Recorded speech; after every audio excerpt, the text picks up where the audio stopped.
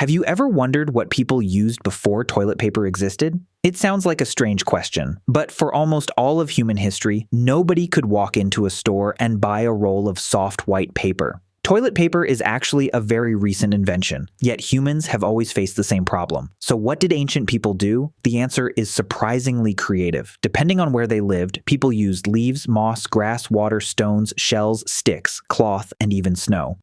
Some methods sound uncomfortable. Others were surprisingly practical, and a few were honestly better than you might expect.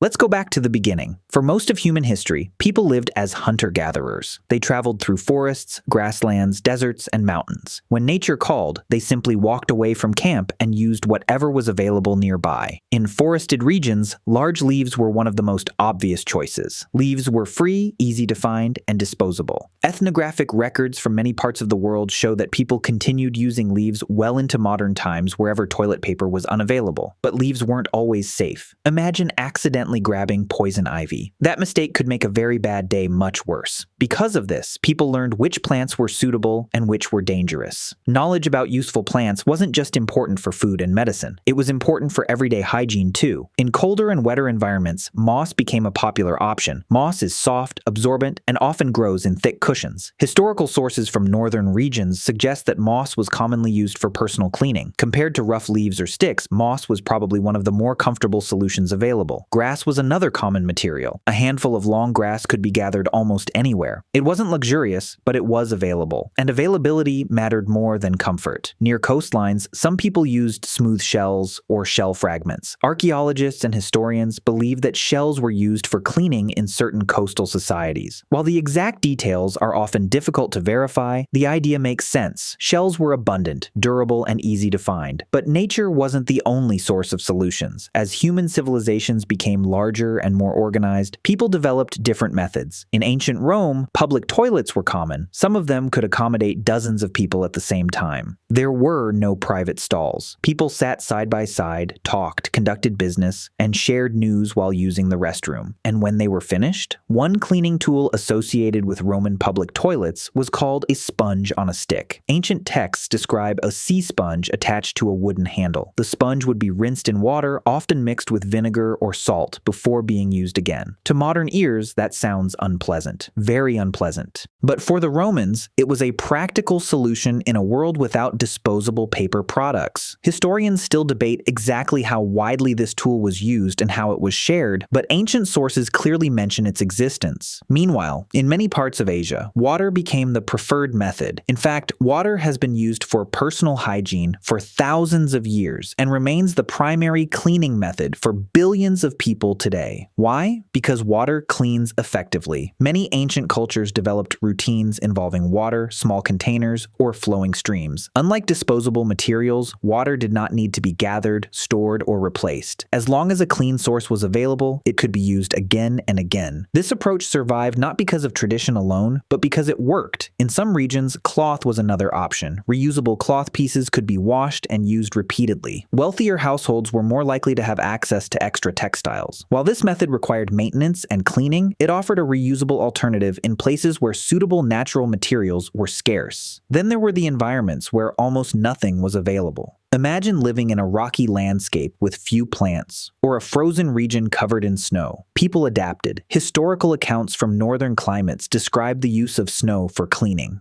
It was cold, extremely cold.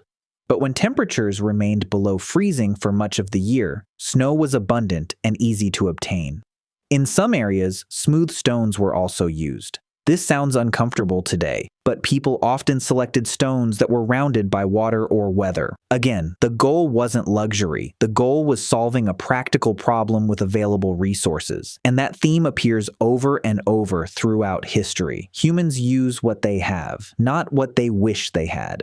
One of the most interesting discoveries is that actual toilet paper may have originated in China. Written records suggest that paper was being used for personal hygiene in China by at least the 6th century AD. Later records from Imperial China describe the production of large quantities of paper specifically intended for this purpose. This was revolutionary. For the first time, a material could be manufactured specifically for cleaning after using the toilet. But even then, toilet paper was not something everyone on Earth suddenly started using. For centuries, most people continued relying on local materials and traditional methods. The modern toilet paper industry didn't truly emerge until much later. By the 19th century, commercially produced toilet paper began appearing in the United States and Europe. Even then, adoption was gradual. Many households continued using newspapers, catalog pages, or other paper products because dedicated toilet paper was relatively expensive. Think about that. The soft roll sitting in your bathroom today is the result of thousands of years of experimentation, adaptation, and changing technology.